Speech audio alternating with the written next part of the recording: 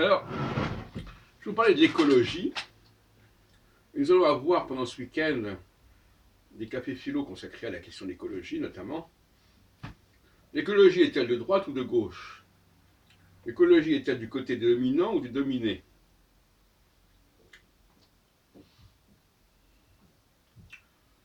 Je crois que j'ai dit certaines choses au cours des dernières années que je vais remettre en question aujourd'hui.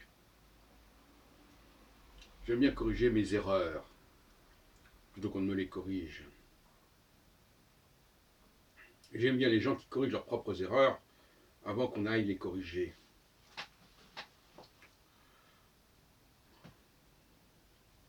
Celui qui a, on va resituer les choses dans le domaine de la lutte des classes.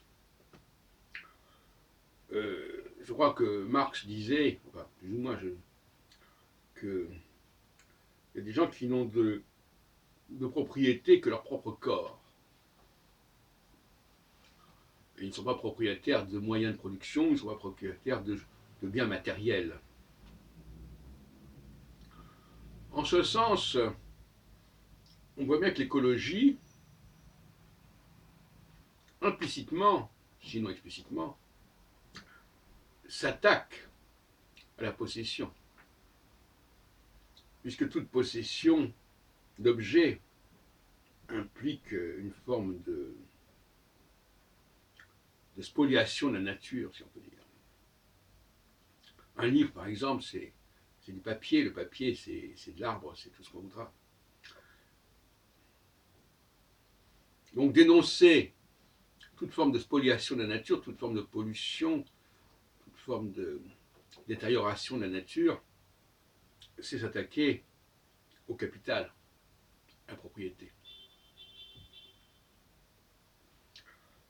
Donc en ce sens, l'écologie est de gauche, du côté des dominés.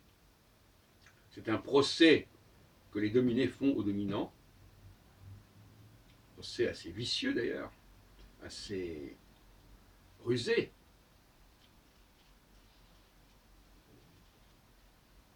consistant à valoriser celui qui n'a pas de bien. Par exemple, pour revenir à une autre dialectique que nous avons utilisée et abordée récemment, le rapport de l'écrit à l'oral.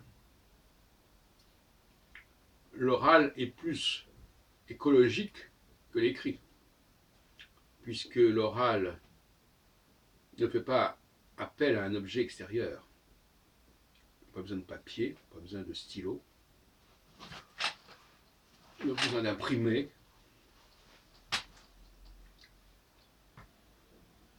Donc, d'une certaine manière, l'oral est du côté des pauvres,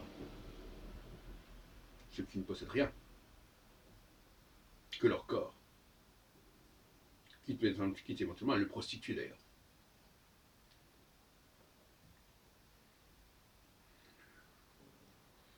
Alors, d'une autre manière, c'est vrai,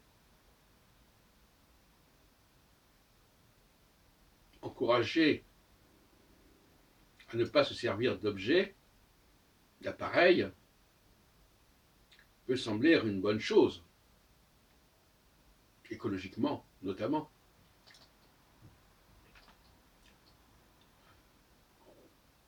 Toute personne qui utilise des objets, des béquilles,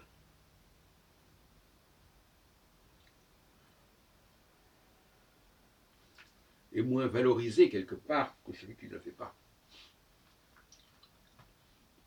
Vous voyez, donc il y a des problèmes par rapport à ces questions, ces questionnements.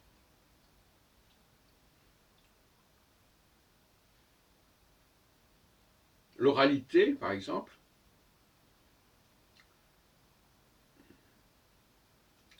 offre une certaine forme de précarité, plus importante que l'écrit. Comme on dit d'ailleurs, seuls les écrits restent. Seuls les écrits survivent. Et ça, c'est une injustice, entre guillemets, en faveur des possédants. Ceux qui ont le droit de passer par l'écrit. Durant une certaine période, beaucoup de gens étaient analphabètes, donc ils n'avaient pas accès à l'écrit. Et a fortiori, ils n'étaient pas en mesure d'écrire.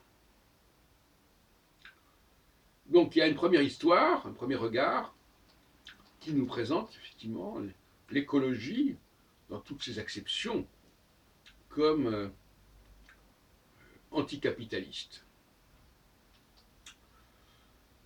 Ça ne se dit peut-être pas comme ça, mais objectivement c'est le cas. Nous y reviendrons.